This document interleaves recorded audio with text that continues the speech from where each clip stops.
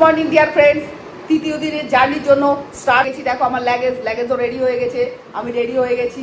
8:25 বাজে রওনা নিচ্ছি বারাণসী থেকে লখনৌর দিকে, কারণ আমার গন্তব্য হচ্ছে গিয়ে দিল্লি, যদিও আজকে দিল্লি পৌঁছানো যাবে না। চলো শুরু করছি তৃতীয় দিনের জার্নি। দেখো, যেটা আমার লাদাখ রোড ট্রিপে প্রবলেম হয়েছিল, এই লাগেজ আমার সিটে ছিল, তাই যখনই পেট্রোল পাম্পে গেছি পেট্রোল নিতে গিয়ে এটাকে মানে কি আমাকে লাগেজ নামাতে হয়েছে।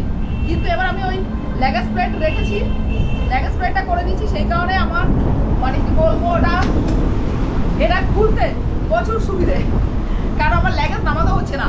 লাদাখ রোড ট্রিপে যেটা আমার প্রবলেমটা হয়েছিল, বারবার লাগেজ নামাতে হচ্ছে। দেখো বারাণসীর হোটেল থেকে আমি বেরিয়ে পড়ছি, আজকে একটু লেটই বেরিয়েছি, 9:20 বেজে গেছে বেরোতে। যাই হোক, চেষ্টা করবো একটু আগামী দিনগুলো তাড়াতাড়ি বেরোনো। স্টার্ট করে দিলাম, রাস্তা নেমে পড়লাম, একটু লেটই হয়ে গেছে, 9:15-20 বেজে গেছে।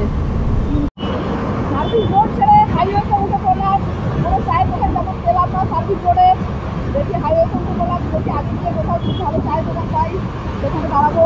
দেখো আগে দেখাচ্ছে দিল্লি, দীঘা, কানপুর, প্রয়াগরাজ, বারাণসী। আর আপনি বারাণসী রয়েছে, বারাণসী সিটি লেফট সাইডে বেরিয়ে যাবে, আর দিল্লিটা সামনে একটা দোকান দেখতে পেলাম কিছু, দেখি হ্যাঁ এখানে দাঁড়ানো যায়। এই দেখো এখানে অর্ডার করলাম 2 পিস ছোলে ভাটুরা 30 টাকা, সঙ্গে কিন্তু রাইসও পাওয়া যাচ্ছে। রাইসের সাথে দেখছি ওই ছোলা তরকারিটা দিচ্ছে। জিজ্ঞেস করি রাইসের দামটা কত দাও? ওই রাইসটা প্লেট ও রাইসও 30 টাকা, ছোলে ভাটুরা 30 টাকা। তবে আমি কিন্তু ছোলে ভাটুরাই খাবো। টেস্ট করছি, প্রচন্ড লবণ। লাস্ট বার যখন মে মাসে খেয়েছি প্রচুর লবণ ছিল, এবারও লবণ বেশি। বলছি এখানকার লোকেরাই লবণ খায়, আমার তো লবণ একদম ভালো লাগে না।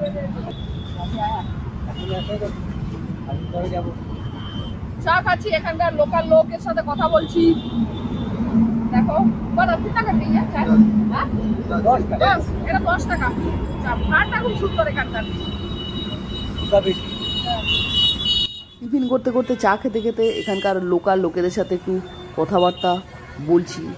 সকালবেলার ব্রেকফাস্ট সারলাম, এবার সোজা মন দিয়ে গাড়ি চালাবো কিছুক্ষণ। এটা অ্যাকচুয়ালি 19 নাম্বার হাইওয়ে, আমাদের ন্যাশনাল হাইওয়ে 19 এটা। তো এখানে আবার একটু ভিড়পাতিও রয়েছে, হাইওয়ের পাশে যেগুলি টোল প্লাজা হয় সেগুলিতে একটু ভিড় হয়। এখানে আবার টিফিনপাতির দোকান রয়েছে। 2 হুইলার নিয়ে ন্যাশনাল হাইওয়েতে টোল প্লাজা ক্রস করতে ভালোই লাগে, পয়সাও খরচ হয় না, আবার সময়ও ব্যয় হয় না। কিন্তু এক্সপ্রেসওয়েগুলিতে 2 হুইলারেরও টোল লাগে। আমার হান্টার বার্ড এখন ছুটে চলেছে ন্যাশনাল হাইওয়ে 19 দিয়ে। এই রাস্তা শুধু কিন্তু রাস্তা নয়, পথ নয়, এক ঐতিহাসিক গ্র্যান্ড ট্র্যাক রোডের আধুনিক অংশ। কত শত বছরের ইতিহাসে মিশে আছে এই ধূলিকণায়। আমরা পাড়ি দিচ্ছি, মানে আমি পাড়ি দিচ্ছি উত্তরপ্রদেশের বিশাল এই অংশের ওপর দিয়ে। কখনো দেখা আছে দুধারে বাড়িঘর, কখনো দেখা আছে গাছপালায় ভরা, আবার কখনো দেখা আছে শহরের ভিড়ের ওপর দিয়ে ছুটে চলেছি আমি আমার হান্টার বার্ডকে সঙ্গে নিয়ে। আমার হান্টার বার্ড আমাকে ছুটিয়ে নিয়ে চলছে আমার স্বপ্নের অভিযান। আমি এগিয়ে চলেছি কানপুরের দিকে। চারপাশটা একদম খালি ফাঁকা, রাস্তাটা ভীষণ মসৃণ, মনে যেন কালো ফিতের মতো দিগন্তে গিয়ে মিশেছে। এই মুহূর্তে গাড়ির কোনো চাপ নেই, মাঝে মধ্যে 2-1টা গাড়ি আমাকে পাশ কাটিয়ে যাচ্ছে, তারাও যেন আমার মতো মুক্ত পথের বাতাস উপভোগ করতে করতে বেরিয়ে যাচ্ছে। এমন শান্ত পরিবেশে গাড়ি চালানোর মজাই আলাদা।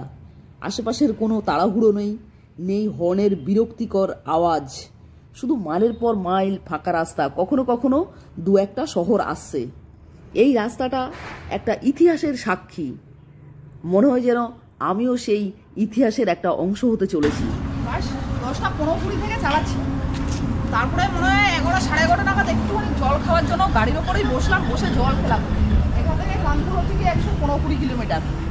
তো এখানে একটু রেস্ট নিলাম, পেট্রোল ভরবো, তারপরে দেখি আশেপাশে কোথাও একটু স্ন্যাক্স বা চা পাতির দোকান হলে একটু দাঁড়াবো।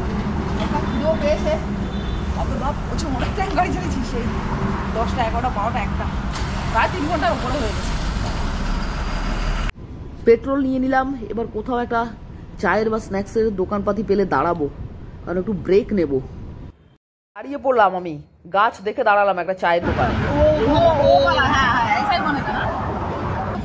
वाला जो वो इधर दिखाई नहीं दे रहा, वो कोने में खड़ा है, अरहर खड़ी है, उसी के मायरे मायरे खड़ा है। রাস্তার পাশে একটা দোকান, মানে ওনাদের বাড়ির সাথেই দোকান। সেই দোকানে চা খেলাম, চা খেতে খেতে জানলাম ইউপির কালচার। আর একটা খাটিয়া তৈরি করছিল, সেই খাটিয়া কিভাবে তৈরি করে সেই গল্পই করছিল। বিকেল গড়িয়ে সন্ধে হয়ে আসছে আর পুরো সূর্যটা আমার মুখের ওপরে পড়ছে। দেখো সামনে সূর্য মনে যেন আমার দিকে টর্চ মেরে ধরে রেখেছে। আর আমার একটু চালাতে অসুবিধে হচ্ছে, পুরো চোখে এসে পড়ছে। এখানে কিন্তু দেখতে খুব সুন্দর লাগছে, মনে যেন রাস্তাটা পুরো সূর্যটা উঠছে রাস্তা থেকে, আর না সূর্য আর রাস্তা দিগন্ত যেন একাকার হয়ে গেছে মিলেমিশে। ডিয়ার ফ্রেন্ডস, আমার 3 নাম্বার দিনে দেখো এটা হচ্ছে গিয়ে আমার রুম। ডবল বেড রয়েছে, কিন্তু যা কম দামে নিল এটা 600 টাকা। এসি, যেহেতু একা থাকবো তাই। আর এদিকে রয়েছে টয়লেট, শুধু এসিটাই আছে, রুমটা তেমন একটা জুতের নয়। ডবল বেড, যেহেতু আমি একা রয়েছি, তাহলে 1000 টাকা বলছিল, আমি একা থাকবো তাই এটা 600 টাকা নিল। চলো ঠিক আছে, রাতটা কেটে গেলো, অলরেডি 9টা বেজে গেছে। তো 3 নাম্বার দিন শেষ করছি। 3 নাম্বার দিন শেষ করলাম আউরিয়াতে এসে ইউপি। আজকের মতো বাই বাই।